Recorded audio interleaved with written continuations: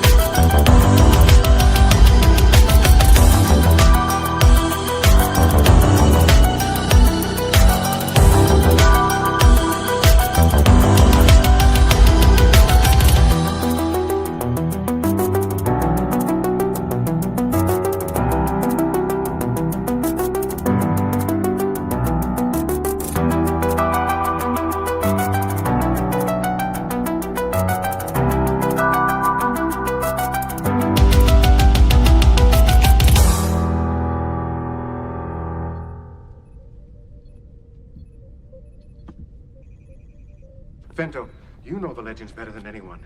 Do they not speak of beings like the kind I've seen? Who could vanish like smoke? There are the stories of the Overseer, who could appear and disappear at will. And couldn't this Overseer heal the dead? He had supreme power, or so our ancestors believed. I believe I have seen the Overseer. He is called the Picard. He is called the Picard, and I am called the Chris Murphy. I am your host and your captain for today, as our Captain Dave Mater. He's gone to, I believe, curl rocks on ice. Is that the thing? That is correct, yes. That's correct, yes. Yes. With friends and ilk. So I'm taking command here, and we've got a fine panel of Star Trek enthusiasts to recap Star Trek The Next Generation, Who Watches the Watchers, an episode that originally aired on October 14th, 1989, and it is October 9th, 2025. Yeah, I don't know how it took us this long to get to this episode, but here we are. I've seen this episode recently in the past year, and I've probably seen it before. The Picard, that's right, Sam. Hi, Sam. And I'm interested to hear everyone's thoughts. So let's go around the table. With us, we've got the wonderful and amazing Ashley Millard. Ashley, how did you think of this episode? I've always liked this episode. I like what I enjoy about early Star Trek before we get into Deep Space Nine and religion really starts to play a big role is that it just isn't really religion in Star Trek. And I like that it's a post, they don't believe in any of this mythology. And I find it interesting that they come across these people that don't believe in it, and then one little thing, and all of a sudden they're back to believing in it. And that it's interesting to watch Picard struggle with what to do in regards to that. Yeah, no, I completely agree. This is one of those fun episodes where they're, having to balance the, prime directive of it all, I guess you could say. With that, we're gonna move to Heather Narduzzi. What are your thoughts on this episode?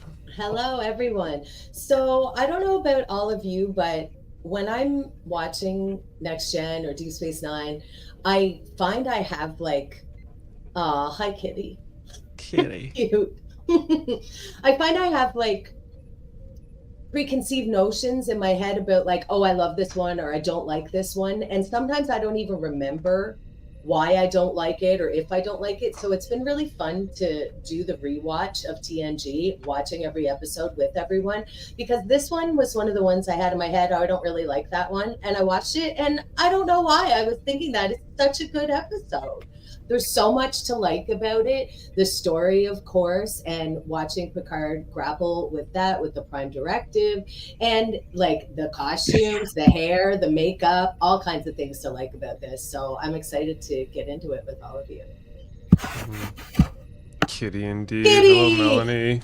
From Modesto, California. Future birthplace of Bradward Boimler. Nice. And the final panelist today, Adam Woodward. What are your thoughts on Who Watches the Watchers? I don't know how many times I've seen this episode.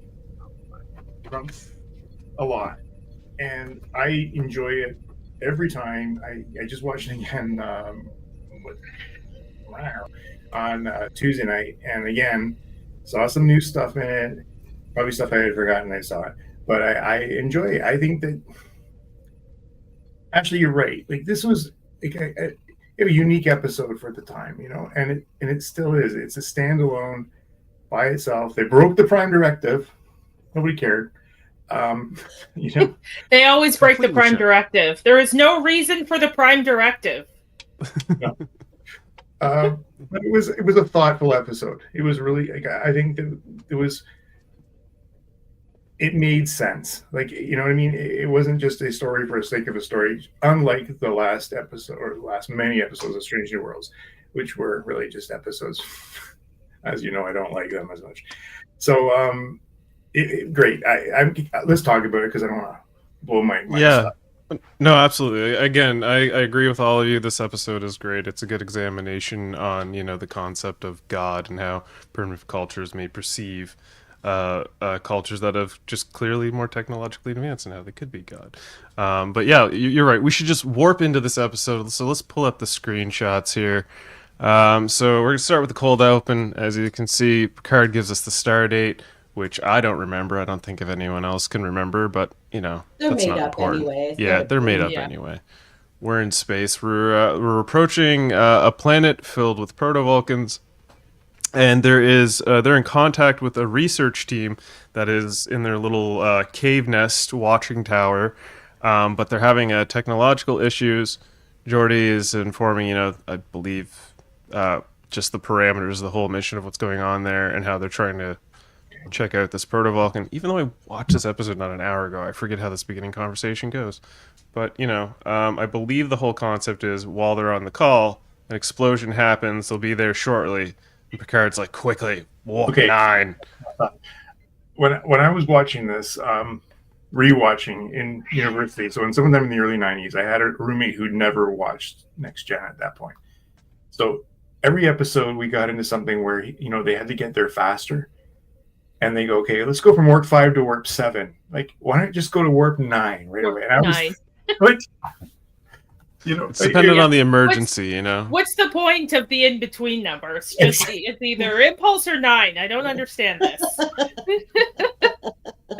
it's about, you know, for a week, fine. But man, when you have an emergency, don't stop at 7. Go to 9. Don't you hate it when non-Trek people ask you a very valid plot hole question and you're like, because that's how it's written, so stop asking me questions. Listen, I contest it. It's a degree of emergency, you know.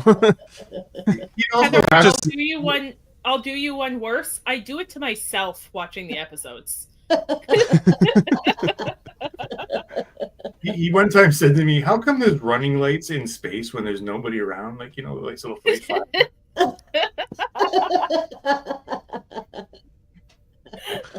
I don't know. Good. Because it looks cool, okay? That's why. I forget the name of this planet already, but Mintaka. You know, Mintaka, that's right. Mintaka 3. They're basically a Bronze Age civilization, you know, of Vulcanoids. And they, you know, the Enterprise crew arrives. They proceed to teleport down to the planet, transport down the planet, and people are injured. Everyone starts doing their jobs. You know, Riker tells Geordi to get the camouflage back up. And this is where we're kind of introduced to the characters played by Ray Weiss and Pamela Adlon, which I kind of was like, wait a minute, that's Pamela Adlon? So, funny enough, I was watching this, I get partway through the episode and I go, God, she looks so familiar. What do I know her from? So I search up her IMDb and I wouldn't recognize her from this, but she's the voice of Bobby Hill. Yeah. Bobby Hill. Yeah. Yeah. Yeah. And what do we know him from? Because he was so familiar to me all episode and I couldn't remember. Ton of stuff. He's a character actor on the... Yeah. He's He been was in on Twin Peaks. He was Leland Twin Palmer. Peaks, yeah. I feel like he did like a spot on Frasier or Friends or like one of the sitcoms that I watched. Yeah, for sure. Yeah, he's got a massive database. Oh my gosh, he's in 91 episodes of Young and the Restless. Oh. It's like that I might have wouldn't been it. recognize him. He's been on Mad Men. He's been in, a whole whack of shows. But Ray Weiss is one of those classic character actors of the day. And yeah, to realize this was Pamela Adlon was awesome because she's great in Californication, and that's how I kind of like familiarized myself with her as a character. And then I realized, wait a minute, she's like the voice actor of a lot of famous cartoons and video games. Californication is probably what I recognize her from, but it's been so long since I've watched it that I couldn't place it. But then, when I was scrolling her IMDb, like she on, she did a voice on Recess, even like huge voice actor. Yeah. Oh, Recess was a great show, but we digress. Too, he was the Secretary of State in X-Men First Class. Yeah, he was. Oh yeah. We can briefly see a credit here in these screen captures. I forgot to get those, but this episode was directed by Robert Weimer. Its writers were Richard Manning and Hans Boimler. Anyway. I would like to point out, I love these costumes and this hair. And the hair is really giving proto-Vulcan because it doesn't have like the very regimented styled bowl cut Vulcan. He's got kind of like a little proto-Vulcan mullet and she's got some long hair happening. Cute. The hair is giving a little more Romulan. Yes, with the point in the front. Yeah. And then, but also like the ridges on the face, like they're very before the big split, I guess. Yeah. So this is Liko and OG. She's measuring the sun, I believe, the sun's position every time it's at a certain time of day. They come to, measure the sun. They're like trying to anticipate when the next storm or weather's coming, I believe. They're doing science. And the other thing too is that this is father and daughter. Yeah. And while they're doing that, they see the glimmer of light, which is the watchtower in the mountains and hills, and OG's like, Father, what's that? What's that blinking over there? And they proceed to trek in.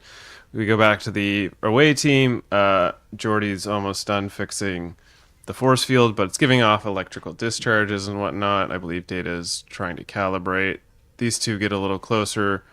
Liko tells OG to stay behind, and he climbs up to get a better view. I love this shot because it's just so like Muppety. He pops his head in, sees like everyone doing their business.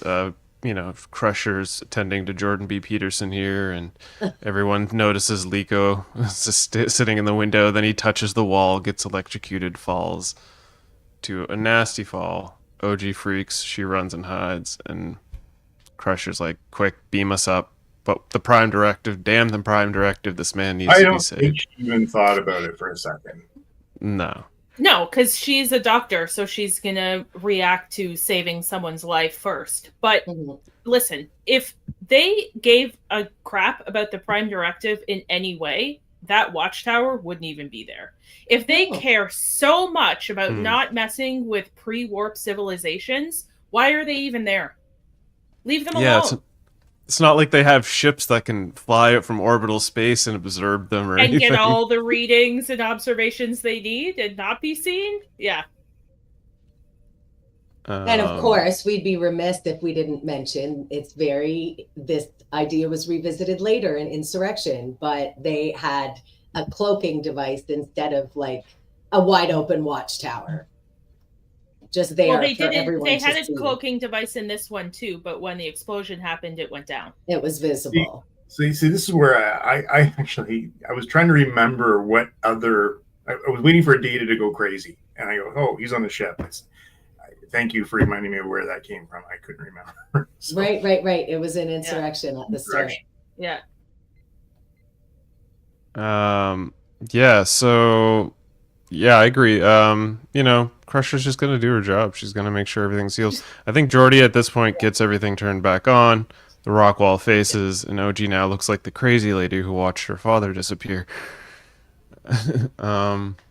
We go back to the ship. Poor girl, like honestly, I mean, her dad has disappeared, and she's looking at a wall that she saw something. Like it's just all like it must be what the just I don't know how to, I can't even imagine how to handle that for her. And she lost her mother, which we find out later too. Like her mother died. Yeah.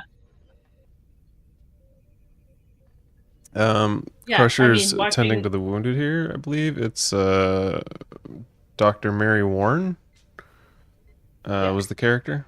Yeah. She suffered some pretty fatal, like near fatal injuries. So, Picard comes in to check on the medical bay. Crusher's like, don't even start talking to me about the Prime Directive. Is it just me? Crusher and Picard, this whole episode, were very short with each other. Like, I swear to God, he's still mad at her for leaving for a year and leaving him with Pulaski. Because he was very short with her this entire episode. They argued the whole time. He was a bit of a dick. Mm-hmm.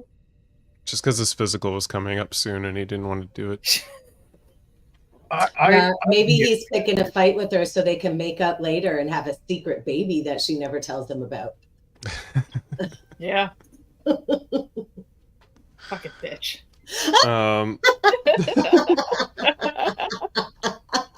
So yeah, well, they kind of sort out, the do's and don'ts of Prime Directiveness. Well, they're already in it now. Like I love this doctor that the scientist who just basically says, "Forget it. We've already been seen. It's out the window now. You can do what you want." Yeah. Yeah, Picard just wants to let this guy die to protect the secret, which flies in the face of another Starfleet directive about not letting innocent people die. Like, yeah, but like very out of character. It's for the Prime Directive. It's fine. We've already broken the Prime Directive, so just let this guy die. Yeah. But Liko doesn't die. In fact, he starts to wake up with hazy, dreamy vision. The, dream weaver vision, if you will, of Jean-Luc Picard. I mean, really. Dream weaver. If you saw that, would you not be like, that's God? Yeah, that's God I mean, sure. Look at him. Look at that perfect hair lighting. Even though he has no hair, he commands such presence. All these people are tending to him. It's easily perceivable. Everyone realizes Liko's awake. Crusher instantly, passes him out, and she says that she's going to use a mind wipe technique on him before she sends him back, so he doesn't remember any of these things. They transport him back. Doesn't work. Surprise, surprise. He's had a revelation of things, if you will. He's been touched by the gods, and he's back alive, injury free, calling it to his daughter OG, where she's like, "What? How? You survived? How did this happen?" Well, how did it happen? Yeah, it's a great question. How did it happen? He's like, I don't know. Meanwhile, these guys are all having, again, more discussion of like the do's and don'ts. What I'm talking about here is like they've recovered everybody except one scientist, Palmer. Oh yeah. There's Palmer. He's stuck in the like potentially caves or something. He's like, they say he went mad and got lost. Oh, he was hurt and confused and stumbled off, I guess. Yeah, because it's like he could have gone in any of these directions because of the area. It's cursed topography, if you will. The scanners can't see him because the rocks, there's some kind of mineral blocking the signals. Yeah, which is like, How do these ship scanners not read through certain rocks? We don't know, but they're gonna have to go down. They're gonna have to look for Palmer, and the only way to do that, of course, is to dress up.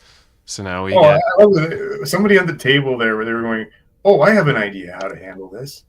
Like it's a new idea. Wait, you guys haven't thought of this before? Let's try this one. Yeah. Have you ever heard of a little game called The Legend of Zelda? Does anyone know where Spock's knit cap is? Look at these boots. Look at Riker's Riker's lederhosen style shorts Yes, and boots. he is wearing tights with Yes. shorts on top and these crazy, like, Pirate thigh-high boots. Pirate boot. Just enough breeze for the knees, you know? I never noticed that. But they're tights. They're not. It's not even his actual legs. He's got pants under those shorts. I was paying attention. It was bothering me the whole time. I was like, does he have this outfit in his closet? Like, is this a normal, let's get dressed up?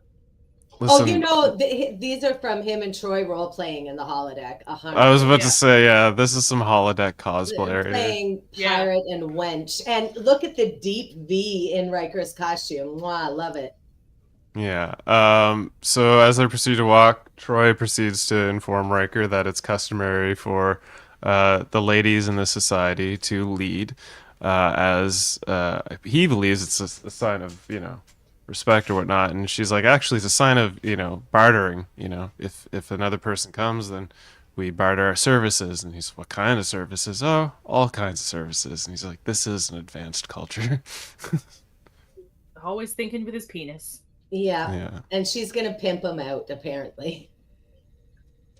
Well, she's always thinking with her genitals, too, so Mm-hmm. They're a match made in space heaven. it's why we love them. Yes.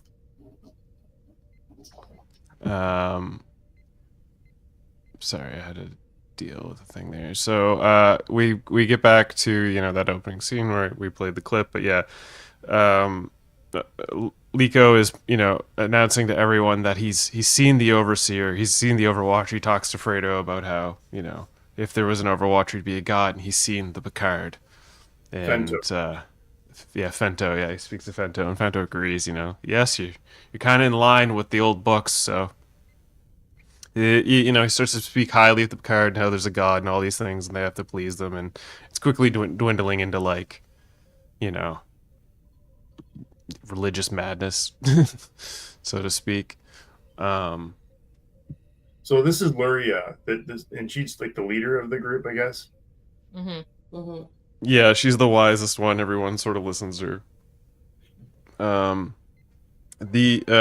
Troy steps in and tries to be like, well, I have a thing to say. That's a heck of a dream you got there. So It's like, they dream, just no get dream. into this group and start. We're from a neighboring village or wherever they said.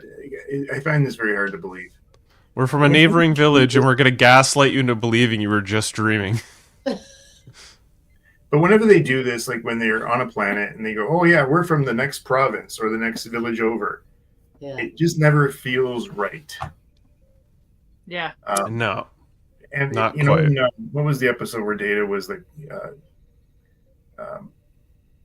The He was Iceman? in- My known self, where he was the Iceman. "Yeah, Ace Man, thank you. Yeah. I'm from the north." Yes.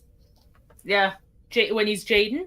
Jaden, thank you. I Yeah. love that episode. Yeah, it's a great It's like, I love Yeah. this episode. This part always sort of bothers me, is how they just show up and integrate themselves into this society. No problem. Yeah.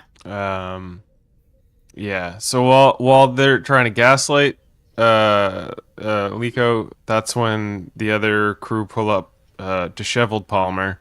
They're like, "Look who we found!" And they're like, "It's true. He speaks of the Picard. It's true." And Riker's like, "We've got a problem. We've got a problem here. They found Palmer." So And they've this- made a god, and it's you, Picard. yeah, they made a god, and it's you.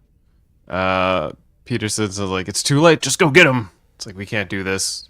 We have to find a discreet way to do this. Keep an eye on the whole thing. Let me Can you talk go with back somebody. to that screenshot of Riker and Troy? Anyway, here's Wonderwall. And I said, maybe. Gonna be the one who saves me. She looks super over it in this photo. I just want to see. There's a bit. Yeah, sorry. So yeah, Picard and them have to try and deal with it. They're kind of tending to Palmer's wounds and stuff, yeah, even though they're like touching him like he's an artifact. She's like, what you say of this is true. Then, you know, they start to believe him for the most part, and everything he's trying to say about the Overseer and all that stuff. But before we get at this point, they're trying to they're saying that we've got to keep Palmer, safe and get him healthy again, right? Right. And then Troy goes, "Oh, I saw another one." Oh yeah, she sort of leads the crew away. That's right. And then this is the point where Riker's like, "Oh, here, you got to tie the knot, but you got to do it so that it gets tighter with pressure. Here, let me show you." And basically tricks the old man and ends up tying him up himself. These guys start to realize that they're being led away. Riker proceeds to take Palmer. He's like, "Sorry, the stranger needs to disappear." And as they're getting away, OG sort of catches them in the distance. He lets the ship know to prepare for transports, and they make a run for it, but Troy kind of gets left behind. The hunter bow guy with his hunter bow keeps trying to put an arrow to Riker's knee, but he misses, and they dive into a cave, and he teleports away. So unbeknownst to the scanners can't see them in the caves, but teleportation works. Okay. Well, this isn't so much a cave. This is an open rock face, I guess. Rock. Okay, gotcha. Yeah, it's a little above ground, so there's an open side on the other side too. So Hey, Chris. There's a conversation in the chat you might want to bring up on. Oh, Melanie says, so Proto-Vulcans had ridges. I wonder how long the Romulans split from Vulcan. How long have they had space travel, warp? The Romulans didn't have ridges on TOS, and neither did Klingons. But that was explained on Enterprise and barely mentioned on DS9 Trials and Tribulations. We can talk about it, Melanie. That's another thing. Yeah. We don't talk about it with outsiders. That's right. Yeah. Which I thought was just a great dodge. Address it, sidestep it, keep going. Exactly, because we don't have an answer. Well, I mean, we know that the answer is they have ridges in the movies because they had a bigger budget than the TV show had. Wait, that's not the right answer. That's not the in-universe answer. So yeah, Riker gets back to drop off Palmer, and he starts being seen, and he has data if Troy is free, but she's not. She's surrounded. He's like, damn. Because, this mission's got to continue a little longer. It's not quite clean cut. So he returns back to the bridge, and he's over listening. He got out of his costume pretty quickly.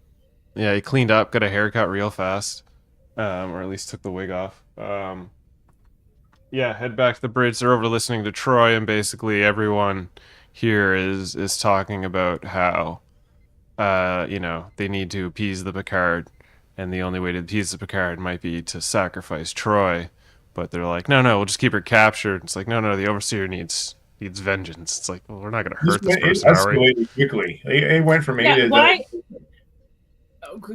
They go to violence immediately. The only way to appease him is sacrifice. This is why the ladies are in charge, by the way, because his first instinct, violence. And her first instinct is, no, let's figure this out. You introduce a little bit of religion to a small culture, and that's where it leads. Violence and bloodshed all of a sudden. Yeah, by the men. And then we get to this conversation here. I'm going to attempt to do this real quick here. Do that. Hang on. All right. Extraordinary circumstances. They're trying to comprehend what they believe to be a god.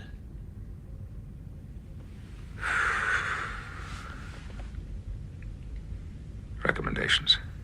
The Mintargans wish to please the Overseer, but they can only guess what he wants. They need a sign. Are you suggesting? You must go down to Mintaka 3. Masquerading as a god? Absolutely out of the question. The Prime Directive Has already been violated. The damage is done. All we can do now is minimize it. by sanctioning their false beliefs? By giving them guidelines, letting them know what the Overseer expects of them.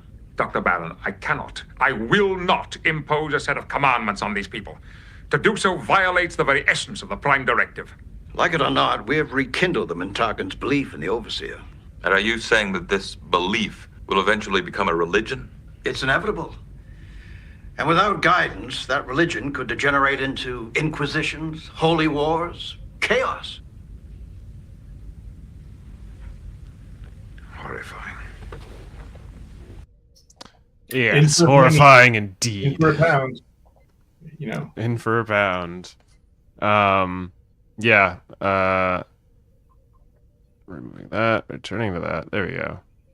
So yeah, Picard doesn't like the options presented to him here, so he's trying to figure out, you know, how to do it. Oh, that was good too. So I like this. Yeah. Data was good. This scene was funny. Sorry, next scene over when they're trying to figure out where Nuria is standing, or because they want to beam her up, right? They want to get Right. Nuria. Right. They start discussing about how Nuria is probably the only one out of the group that will actually potentially listen to what Picard or anyone has to say and could convince them all of what's happening and how to, you know, understand it. So they're you know, having Picard and Riker be like, Troy, are you near Nuria? And she's like, mm-hmm. And Picard, Data doesn't realize, and Riker's like, yes, she's speaking affirmatively. And then it's like, is it you? It's like, nope. Is she walking? Yes, it is. And they're like, okay, beam her aboard, keep an eye on her, and they beam her straight to the ship. So this is cute. This is a cute and funny scene, but as long as we're pointing out shit that doesn't make sense. Y'all mean to tell me Data has been activated for almost 30 years and he's never heard anybody go, mm-hmm, to mean yes? Come on now. Come on. He can speak every language without a universal translator, but he doesn't understand and Mm-mm. That's hard. Only Riker can. Riker's the Troy whisperer. Yes. Only he can understand what she's trying to get across. Imzadi, actually. Yes. Imzadi. There's a word for that, and it's Imzadi. So yeah, Picard's like, let me know once you have a lock on her, and just as he gets to the teleporter, he has a lock, and he's like, step aside, ensign. He even says his name, which was a little surprising. He does. Yeah, and then beams her in, and she instantly is like, what's happening? He's like, I'm Jean-Luc Picard, and she immediately drops to her knees. He's like, no, don't bow, I don't deserve it. Can you go back one screenshot? Look at this clip she's got in her hair. It's like hair bondage. Yeah. Oh, why? I love That's it. wild. There's What a a lot great of bondage concept. in this episode. Yeah. Yes. You're never gonna see this style of alien-like garb in like Strange New Worlds. They're just gonna wear Lululemon and then call it a day. It's a lot of work to tie that Brock up at the back there. Yes. Yeah. And two Jeez, points. yeah. Out of here. She got to look good. They for figured her out god. compound bows, but not zippers. Yeah, they know about tension and pulling. That's all they can work with. Yeah. So yeah, she sees, you know, she does what any good fangirl does and freaks out in front of Jean-Luc Picard. But he's like, no, touch me, feel me, hear me. I've got so flesh. Warm. I'm warm. Feel my heartbeat. Feel the rhythm of my heartbeat. She's like, I'm flesh like you. She's like, I don't understand. He's like, come, let me take you to the window, child. And she freaks out. Is this my planet? And never- this Yes. made me think of in First Contact when he takes Lily and opens the force field and shows her Earth from above on the ship. Yeah. That's his dating maneuver. That's how He does that a lot. It was He the does third that- time he did it too with a female, and I can't figure it out with the third time. Yes, he does it. He does it all the time. It's his, hey, come up to my place and see my view. Yeah. Netflix and chill. 21st century one? Netflix and chill. He did it 3 times in Star Trek Next Gen. When was the third time? This is my U.S.S. penthouse. When was the third time? That's a good question. Does he not do it also in Insurrection? No. No? He doesn't do it in Insurrection because the Baku were like eschewed technology. They're not a primitive race, so that wouldn't have been impressive. He does take her on a raft, though. I feel like it happens later on in like the seasons of the show at some point. I can't remember exactly when, but you might be right, Adam. There was a third moment. There's 3 times. It's the sexy Picard maneuver. It's the second Picard maneuver. This is the quiet. So yeah, basically he what is he saying to her here at this moment? He's starting to realize it and he's feeling good about that. Yes, you are a true leader. And then she says something about him being God again. No, he does the face palm. No.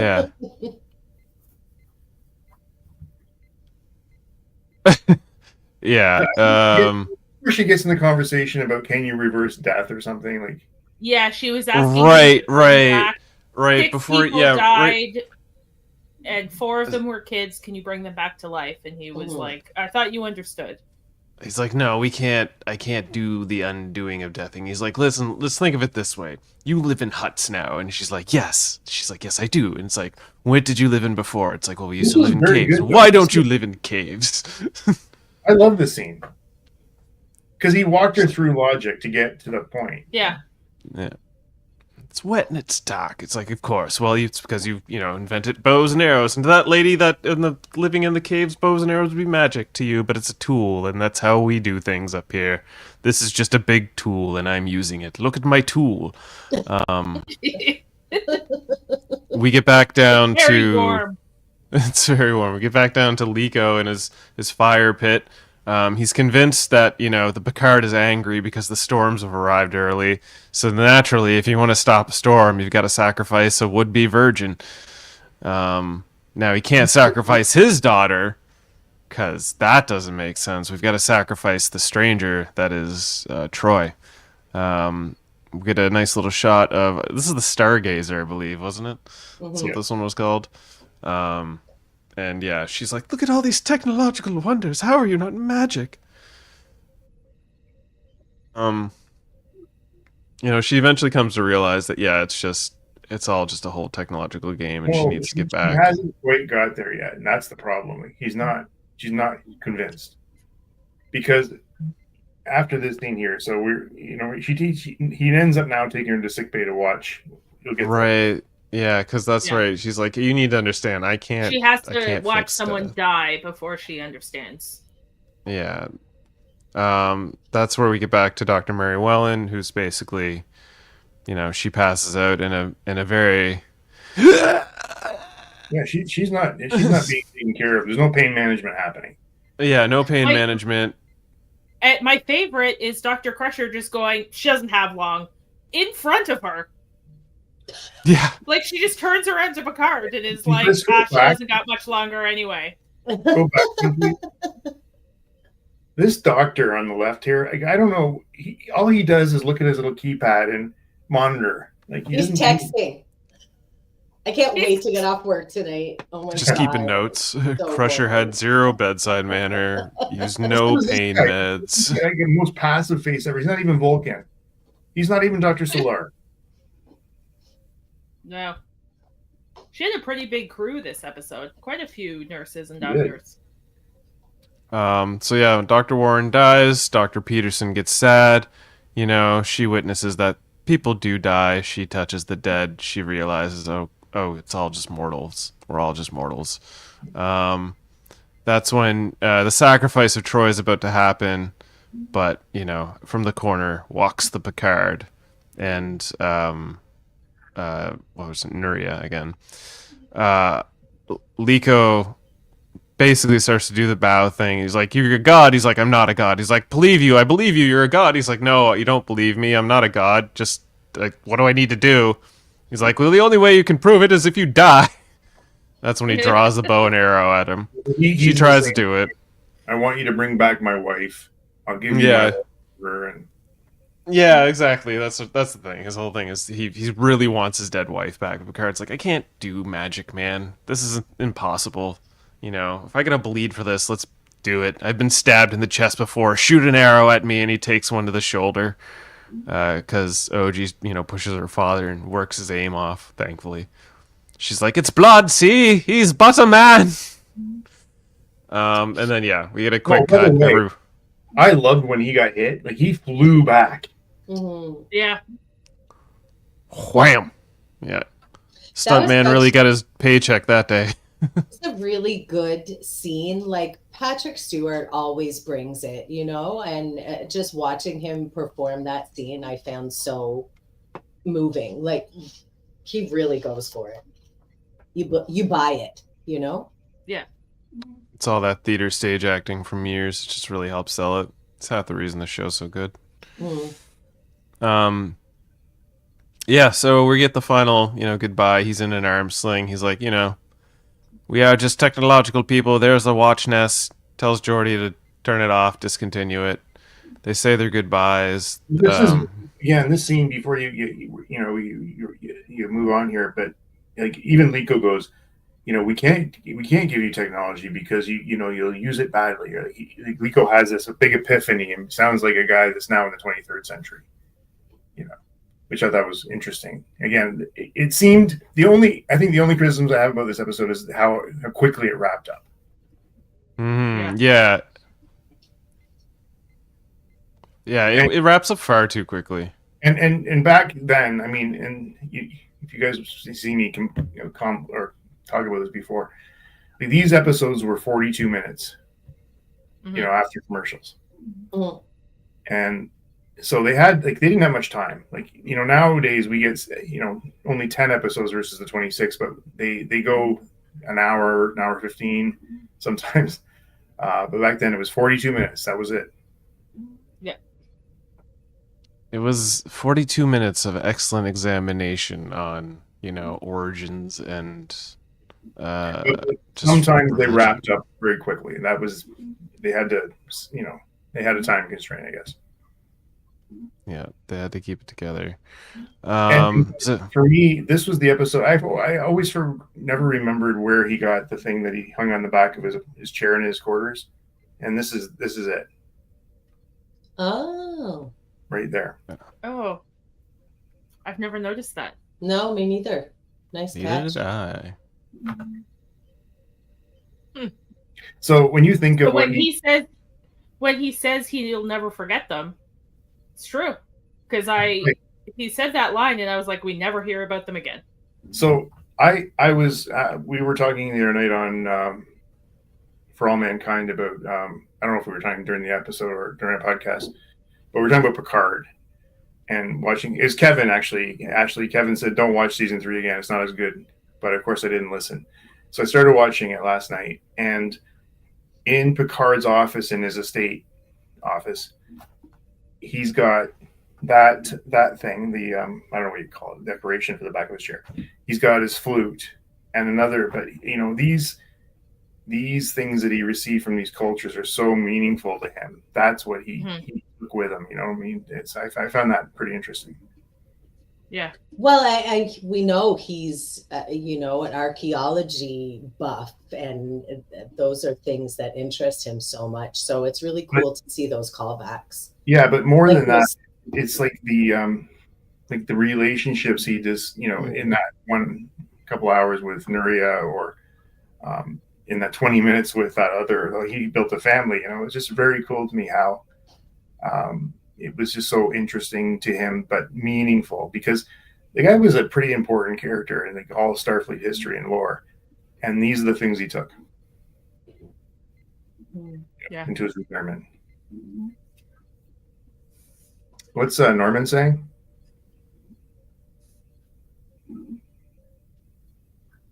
Oh, wow.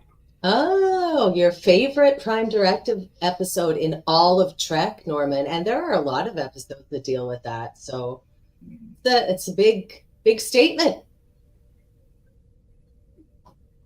I haven't been on one of these episodes where we've seen like Norman and Sam, and I don't even know Melanie. Hi, Melanie. This is great. I'm loving the interaction. Chris, we can't hear you anymore. Stargazer Hi, Fish. good eye. Thank you. Yeah, we even get Stargazer Fish here in this one.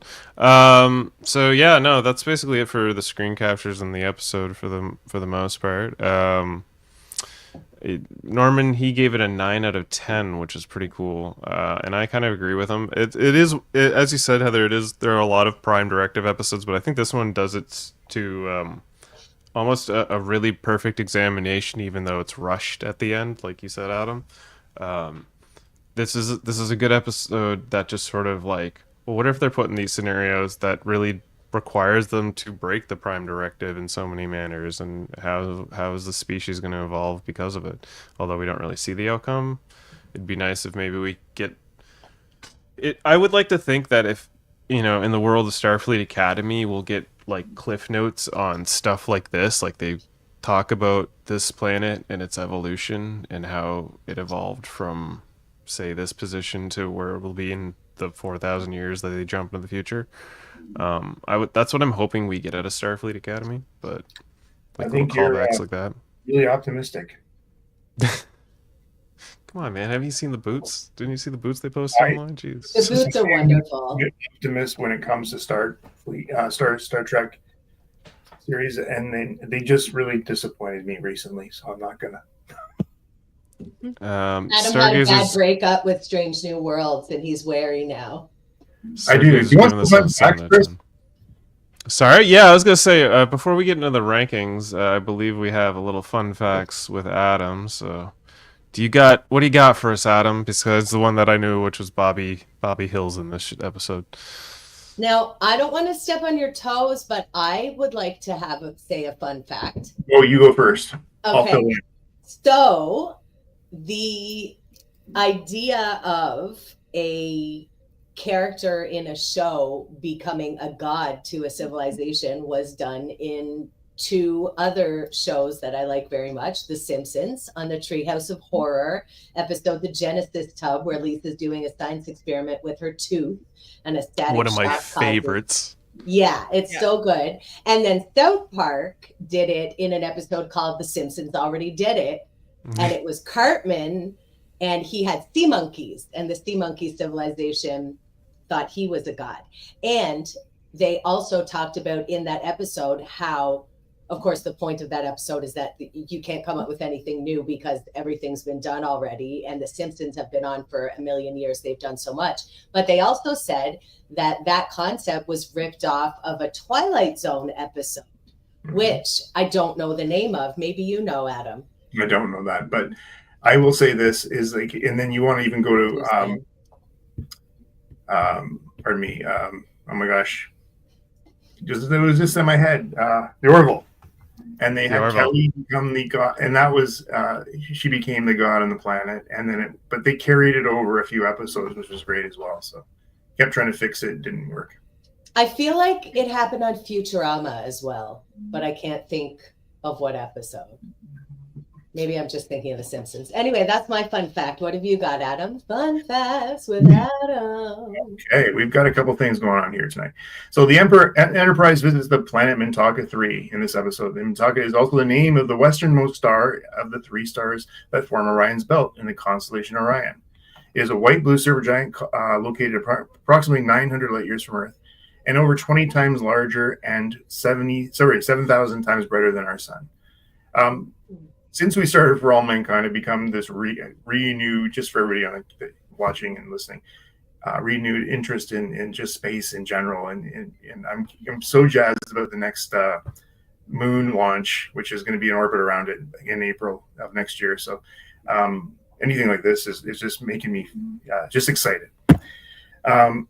Now we called it out, but the idea of observing another civilization from a holoduck blind is used again in Insurrection, as you guys called it out. And does anybody recognize where this is being shot? Because I think that Sam did in the chat there.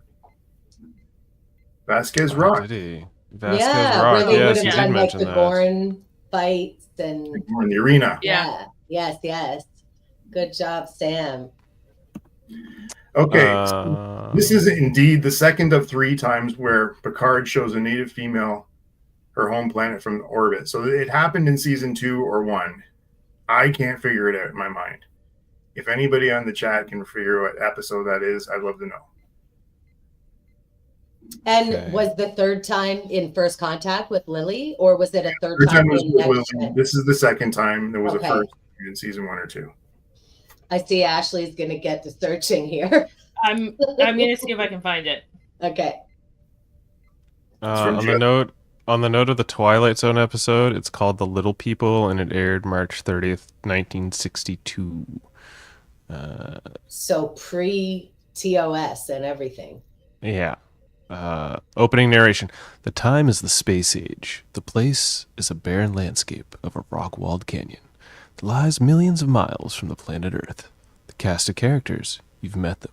William Fletcher, commander of the spaceship. His co-pilot, Peter Craig. The other characters who inhabit this place you may never see, but they're there, as these two gentlemen will soon find out, because they're about to partake in a little exploration into that gray, shaded area in space and time that's known as the Twilight Zone. Okay, you were the best, That's Rod. a pretty good Rod Serling.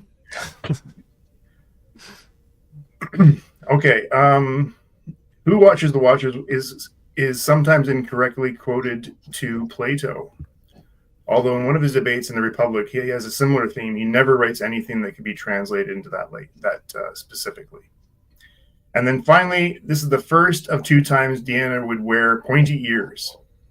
The second time would be The Face of the Enemy. Yes, you got it. You Which get to I go. love that episode. Ashley, any luck yet?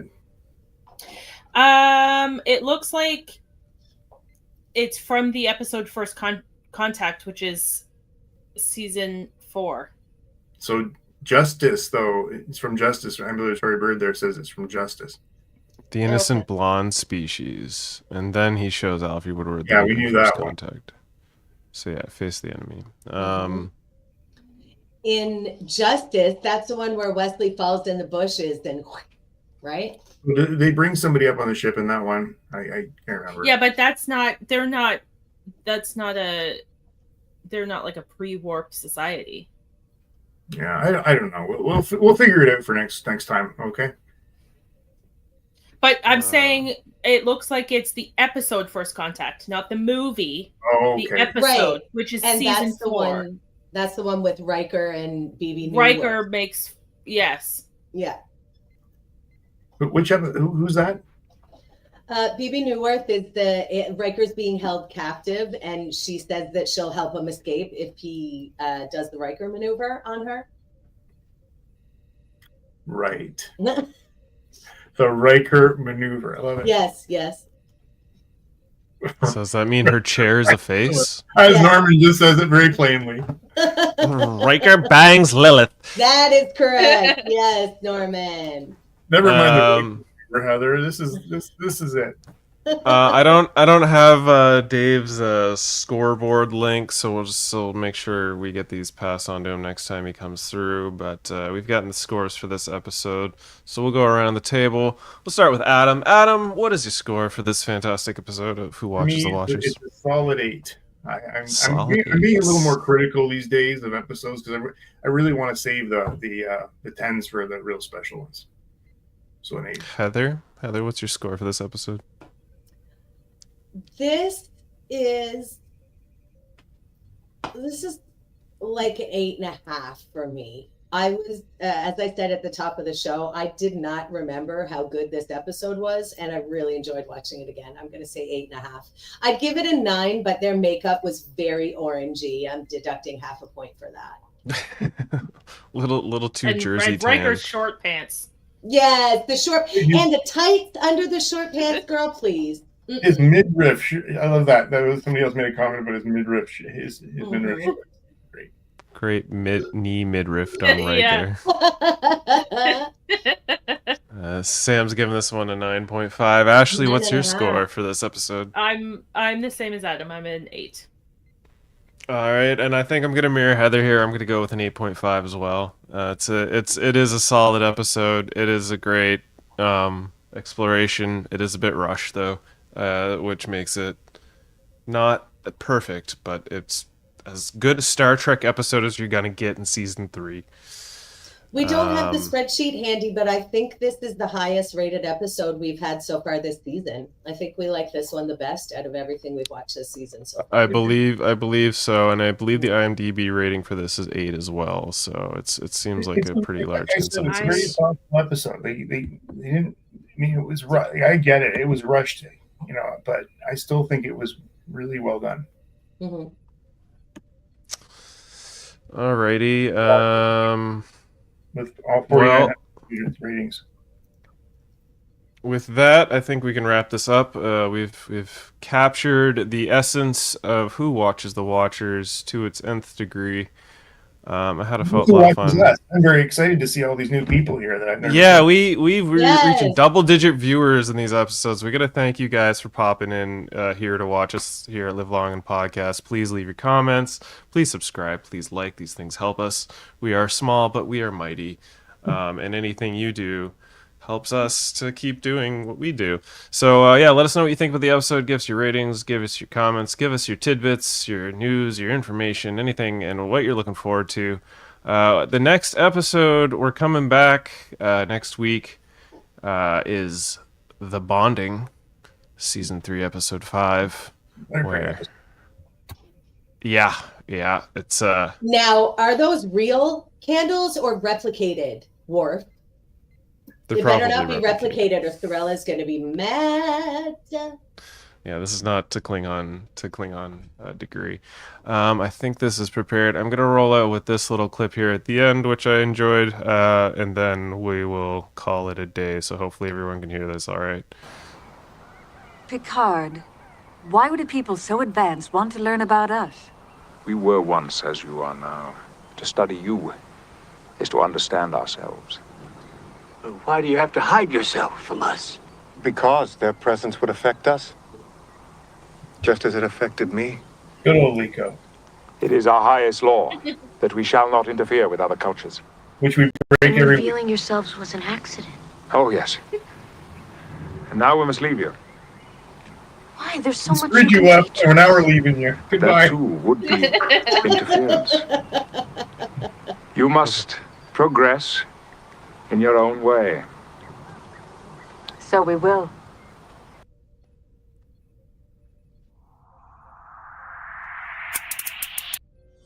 Beam up some Star Trek content with Live Long and Podcast. A roundtable movie discussion with Hey, did you see this one? And take a peek into the darkness with Heard Noise, Must Investigate with Michael Chan. Watch us duke it out on trivial debates. And let's chat about TV with the Super Mater Brothers. It's all here on the United Federation of Podcasts.